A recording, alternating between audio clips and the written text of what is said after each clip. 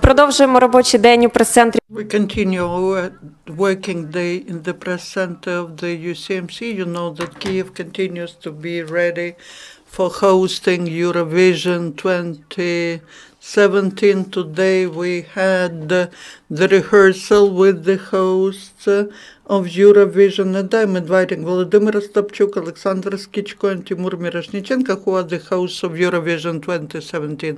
Good afternoon, it's working. So what do we start with? The rehearsals started, and we can say that they take almost all our free time because we are preparing many surprises.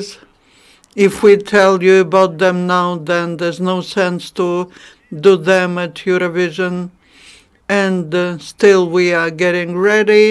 We are organizing mass things, and I think that if we compare last year's Eurovision, I was watching it and thinking, how are they making it? But now I understand that we will not be ashamed. That's it, thank you. So there's nothing to say about preparation. For us, this is like talking about what you are doing every day, because basically Eurovision is what you are getting up with and what you are going to bed with. You are either watching all the performances of the participants, so we are working on our English language. We had to recollect all our talents, who was doing what, I will not tell you what specifically, but I will tell. When I was a child, I was in rocket modeling. I came to our producer and said, I have a talent, and he told me, close the door. And then we started to open up the talents, everything that's related to music, because the competition, the show is about songs. We will not be modeling aircrafts. Okay, Timur, for you, is that the first Eurovision for you in which you participate? Okay, about 30. The children's, the adult, the dance Eurovision. We wanted to organize for Timur elderly Eurovision Song Contest. Everyone who's above 70 hears Timur. But in fact, the elderly can participate in regular Eurovision, but we have this idea we want to offer to European Broadcasting Association to organize one more contest. We need to expand. But you've mentioned that you were watching the contest. How was it organized previously in other countries? Maybe you took, as an example, some things from the previous years. We will not be copying anyone, that's for sure. That's wrong from the point of view of professional ethics. But it was great that they showed us how we shouldn't be doing it. Because when we started discussing this scenario, they told us there are some negative examples how you shouldn't be doing it. Watch this and that, this is bad. Everything else was great. I can add that we, as a football team which is getting ready for the match, we're not watching it as regular broadcasting.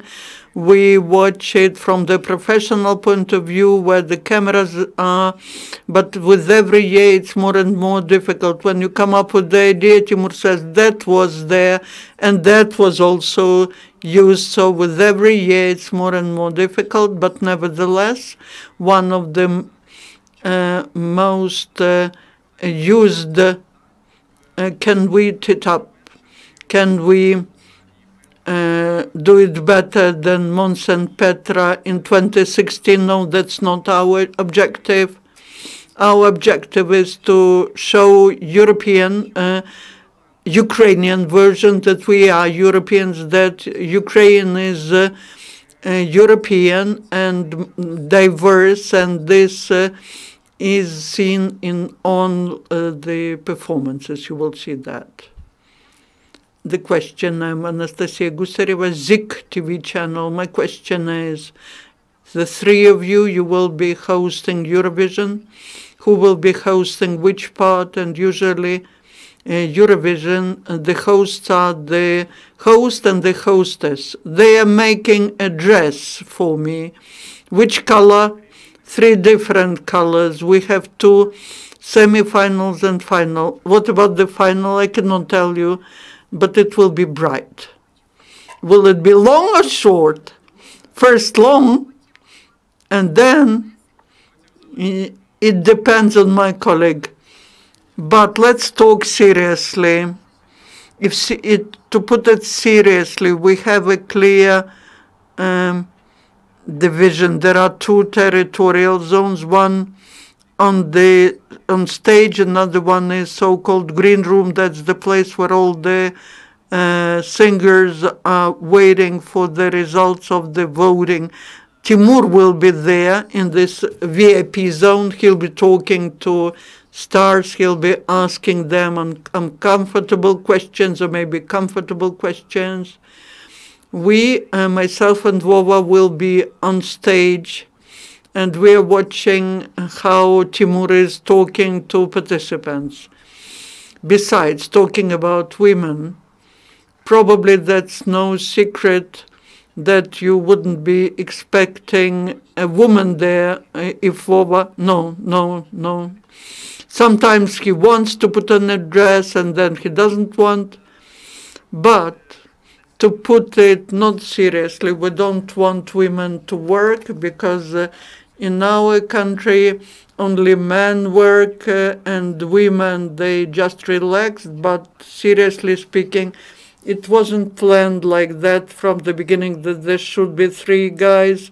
It just happened so, and we are pleased. That's probably the first time in the history of Eurovision that 3 guys will be the hosts. There will be women at Eurovision, at the ceremony of opening, at press conferences, in different locations. That's where women will work. I would like to add on how the casting was organized and how the hosts were selected. I can tell you there was no just the objective that this should be men. The criteria were not like this should be a man. The first one was the knowing English so that you can speak English on air. You need to have professional experience and also the work of a team, how the hosts between themselves are working during the performance. They should be different, special, but they should, but at the same time, they should create a duo or a trio. And I believe that was correct, that we were selected as the host. It just happened so that there are 3 men, but it wasn't to celebrate diversity. We'll take men, the girls are nice even without that. So you feel yourselves a team. We are almost a family. There are 3 of us. We haven't seen each other because of the Easter, and today we've seen each other here. Just before the beginning of the press conference, we were hugging each other, kissing each other. We have been missing each other, and we spend a lot of time during rehearsals at our English language classes. We see each other, if not every day, then in a day, and starting from next week will be all days round. Vova mentioned English. We sort of return to a childhood, the feeling when you are sitting at the desk with the textbooks and the teacher comes and says, okay, children, what have you done? Let's check your home assignment. And you're checking Sasha, but teacher speaks English, and she's from Britain. These were first 3 classes, but nevertheless, we are spending a lot of time together every day, but I will reveal one secret. Vova and Timur are neighbors. They park their cars next to each other, and they're inseparable. So why are you between us? I had to somehow split this automobile couple. The question is, today there was a rehearsal. Is everything ready? The stage in the center, and after the rehearsal, how do you feel it from what has been done? Is there a lot of work ahead? Maybe Timur will talk about preparation of the stage. Timur was constructing it. I was trying to earn some extra to have some money for the costumes, but the guys, they have some special tricks in the contest, and they have to rehearse them, some sort of numbers, let people think. We haven't come out to the stage. I know that it's 95% or even more, almost 100% ready. And now there are some technical things being adjusted, the light, the screens, everything that's in the show. So tomorrow we'll be there because our scriptwriters from London arrived, and tomorrow we'll meet them there. Our rehearsals of our tricks, they take place in a gym, and the directors planned it step by step, how it will look like on the stage. That's one of the biggest stages in the history. It's 70 meters and very high, and it's moving, everything's moving, and everything's lighted. And from the technical point of view, that was a big challenge for everyone. That's good that now there's a technical rehearsal, because when the artists come up, when those who are the hosts come up to the stage, everything should be very clear. But now we are doing it so that the step left or the step right, they beat us, they beat our legs. What are you doing? What are you doing? A little bit more about the stage of Eurovision. Stage of Eurovision is where certain technological novelties are shown, and in Ukraine there will be a first show of such thing as these cannons, which spot light. And now they will be using the system when this gun will be following the object which is to be enlightened automatically. I agree with everything as to what is ready. But today in Oleksandr's eyes, I saw some panic. He saw this panic in my eyes, because so that you understand, it's not just 2 or 3 hosts who come to the stage. It's a lot of work of many, many people. And the most difficult is to get all these parts united, those with that and that with those. And everything has been done so well. And I understand that there are so many specialists who were making it before they are on their places. There's no chance that something will go wrong. Many people think, my mother tells me, but just don't shame Uman, our native town. And they say, don't worry, Mama, everything will be ready and will be fine. Any other questions? Then one more request to you. 30 seconds each, one by one, invite people to visit Ukraine in English. So, with a great pleasure, we would welcome everybody to come to Kyiv. Kyiv is not the only city here in Ukraine.